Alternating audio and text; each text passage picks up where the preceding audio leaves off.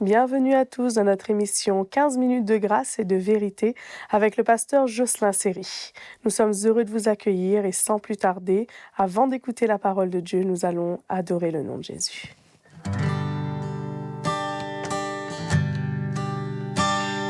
Je ne connais d'autre nom que Jésus, aucun nom si doux, si merveilleux. Je ne connais d'autre nom que Jésus. Je ne connais d'autre nom que Jésus, aucun nom si doux, si merveilleux. Je ne connais d'autre nom que Jésus.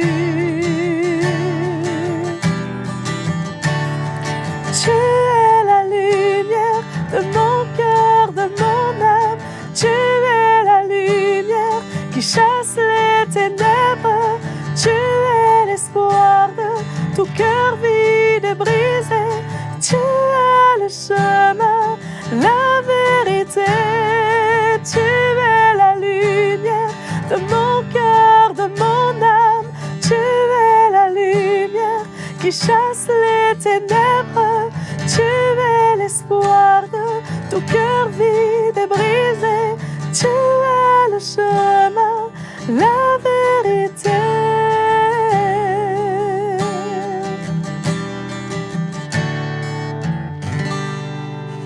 Alléluia. Je vous laisse maintenant avec le pasteur Jocelyn Seri. Très bonne écoute à vous. Bonjour mes frères et sœurs de partout dans le monde entier. Quel bonheur d'être là aujourd'hui pour pouvoir partager l'Évangile avec vous. Et vous avez eu l'opportunité encore de louer le Seigneur avec Maëva. Merci Maëva pour ta contribution dans notre vie.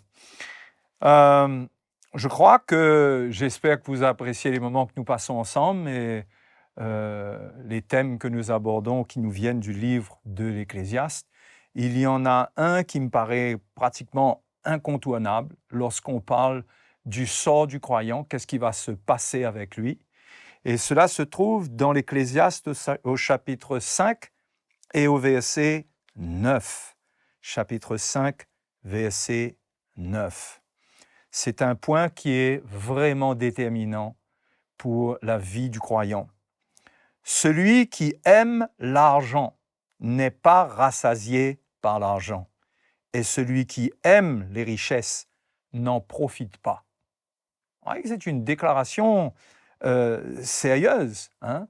Il est clair que la parole de Dieu ne nous encourage pas à nous tourner vers les richesses et à regarder l'argent comme un moyen de nous rendre riches et en plus d'y voir l'opportunité d'être heureux par cela. C'est vrai que le monde dit l'argent peut faire le bonheur, ou le dicton dit l'argent ne fait pas le bonheur, mais contribue au bonheur. Mais ce qui est certain, c'est que le chrétien, il doit faire attention que l'amour de l'argent fait de cet argent et des choses matérielles un Dieu, que Jésus a appelé Mammon, et qui nous détourne du véritable Dieu, parce que Jésus a clairement dit qu'on choisira un des deux, on ne pourra pas servir Dieu et Mammon. Donc c'est un point déterminant et qui va nous préparer un chemin pour l'avenir, et cela va être déterminant pour ce qui va se passer dans la suite de notre vie. Parce qu'il ne faut pas oublier que la vie chrétienne commence à un point de conversion, mais on va jusqu'à soit notre mort, soit jusqu'à l'avènement du Seigneur, et entre-temps, il y a beaucoup de tentations, il y a beaucoup de choses. Donc, il faut comprendre qu'est-ce que Dieu cherche. Et une chose est certaine, la parole de Dieu ne nous encourage pas à aimer l'argent. Au fait, l'amour de l'argent marche avec ce que l'apôtre Jean dit dans 1 Jean chapitre 2, verset 15. L'amour de l'argent, cela marche avec l'amour du monde. N'aimez point le monde ni les choses qui sont dans le monde. Si quelqu'un aime le monde, l'amour du Père n'est point en lui. Car tout ce qui est dans le monde, la convoitise de la chair, la convoitise des yeux Et l'orgueil de la vie ne vient point du Père, mais vient du monde. Et le monde passe et sa convoitise aussi, mais celui qui fait la volonté de Dieu demeure éternellement. Voyez, on en revient toujours au même point, c'est qu'il faut faire la volonté de Dieu.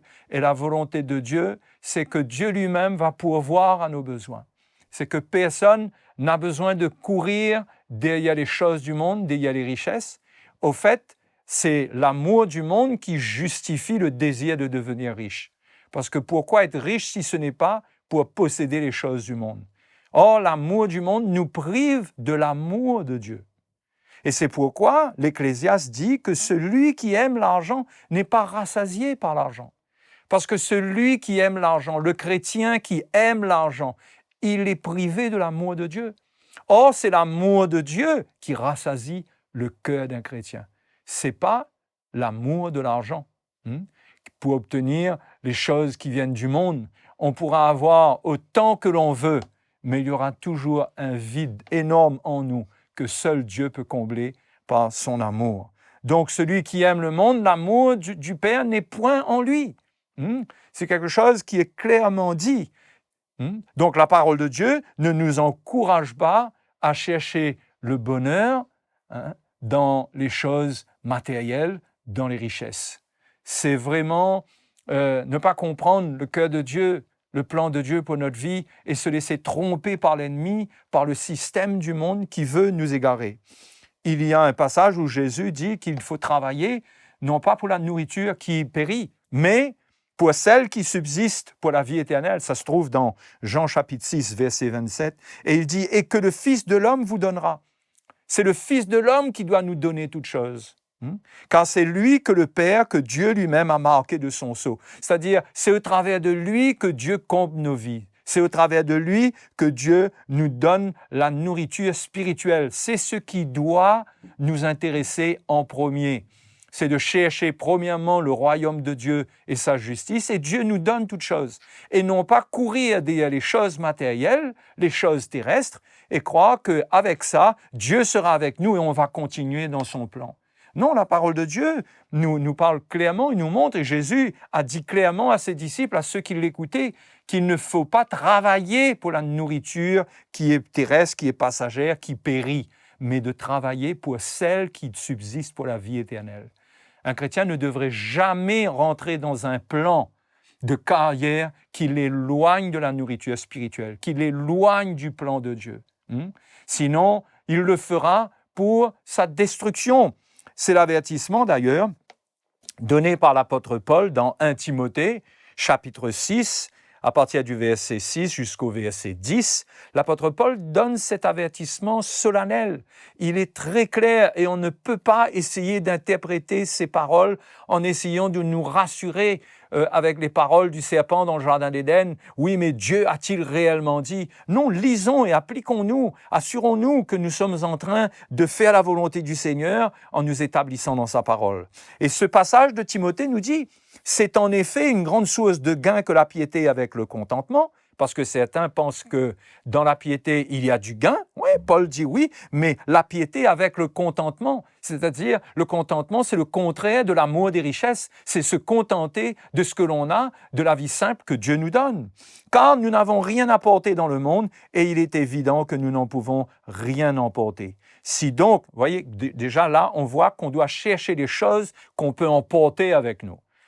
Et les richesses, ce sont des choses que nous ne pouvons pas emporter avec nous. Nous devons rechercher les choses d'en haut qui seront dans notre cœur et qui nous accompagneront dans l'éternité et non pas les choses que nous allons laisser ici-bas. Si donc nous avons la nourriture et le vêtement, cela nous suffira. Mais ceux qui veulent s'enrichir. Donc, on voit clairement qu'un chrétien, il ne devrait pas vouloir s'enrichir. Pourquoi est-ce qu'il veut s'enrichir? Et la tromperie, c'est de se dire « je veux m'enrichir pour servir le Seigneur ». Non, il ne faut pas vouloir s'enrichir. C'est Dieu qui fait prospérer quelqu'un. Vous pouvez commencer dans un plan qui est simple et laisser Dieu conduire les choses. Mais vouloir s'enrichir, c'est un piège. On voit que Salomon même a fait attention. Et ce n'était pas le désir de son cœur de devenir riche. quand il a demandé à Dieu, quand Dieu lui a dit de demander ce qu'il veut, il a demandé de la sagesse pour conduire le peuple de Dieu. Et c'est Dieu qui lui a fait prospérer. C'est Dieu qui a amené les richesses, qui lui a promis toutes les choses dont il a bénéficié. Mais le chrétien, lui, ne doit pas vouloir s'enrichir. C'est le Seigneur qui amène la prospérité. La recherche de l'enrichissement, c'est un piège. D'ailleurs, Paul le dit clairement, mais ceux qui veulent s'enrichir tombent dans la tentation, dans le piège. Vous voyez, c'est un piège. Et dans beaucoup de désirs insensés et pernicieux qui plongent les hommes dans la ruine et la perdition. Vous voyez? L'amour de l'argent, c'est comme une porte de l'enfer. Ça peut nous faire perdre tout. Nous entrons par cette porte en voulant nous enrichir et c'est une porte qui mène à la ruine et à la perdition. Car l'amour de l'argent est une racine de tous les maux et quelques-uns en étant possédés se sont égarés loin de la foi et se sont jetés eux-mêmes dans bien des tourments. Voyez, l'amour de l'argent peut amener quelqu'un à expérimenter l'enfer sur la terre. Il y a beaucoup de foyers qui se perdent parce que l'homme est occupé ou la femme à s'enrichir, les enfants n'ont plus de repères, ils n'ont plus ce que Dieu veut leur donner au travers de leurs parents et cela amène des situations compliquées de découragement et même d'abandon de la foi. Et c'est le grand danger. Voyez comment une des racines de l'amour de l'argent, c'est que cela produit l'égarement loin de la foi. Et ça, là, c'est déterminant pour le salut même du croyant. C'est déterminant pour lui quand il fait ce choix de vouloir s'enrichir. Il marche dans un sentier qui est extrêmement dangereux parce que s'égarer loin de la foi, cela veut dire se perdre. Quand la Bible parle de perdition, ça ne parle pas d'une petite expérience où on va être dans un trou pour un moment. Bon, espérons que ça se limite à cela et que l'on se repente, mais la parole de Dieu nous avertit que ces choses, vouloir s'enrichir, cela conduit à la perdition. Un chrétien doit avoir pour vision dans sa vie une vie simple. Une vie simple. Et qu'il ne tombe pas dans le piège de l'ennemi qui consiste à se dire « je veux devenir riche pour Dieu ». C'est Dieu qui permet à quelqu'un de devenir riche pour lui. On n'est pas riche pour Dieu par notre propre volonté. On est riche pour Dieu parce que c'est Dieu qui a accompli sa volonté dans notre vie. Sinon, nous devrions nous intéresser à une vie simple. Et rappelons-nous ce verset de l'Ecclésiaste, « Celui qui aime l'argent n'est pas rassasié par l'argent, et celui qui aime les richesses n'en profite pas. » Ça, c'est la parole de Dieu qui le dit, mes frères et mes sœurs. Donc, ne tentons pas le Seigneur. Ne tentons pas le Seigneur en prenant une voie qui est contraire à ce que la parole de Dieu nous dit. Et en croyant que ça va bien se terminer pour nous. Donc, voilà, je suppose que ces quelques paroles vous reprennent ou vous remettent sur le droit chemin. Si vous êtes dans un moment de projet et tout, choisissez la vie. Afin de vivre et non pas la mort. Donc que le Seigneur vous bénisse et nous avons rendez-vous pour une prochaine session encore. Donc je vous dis au revoir et que le Seigneur continue son œuvre dans votre vie. Merci d'avoir été avec nous pour cette session de 15 minutes de grâce et de vérité avec le pasteur Jocelyn Seri. Aimez et partagez cette vidéo et bien sûr, n'oubliez pas, abonnez-vous à notre chaîne YouTube CityMI et si vous voulez nous écrire, écrivez-nous à l'adresse qui s'affiche sur votre écran.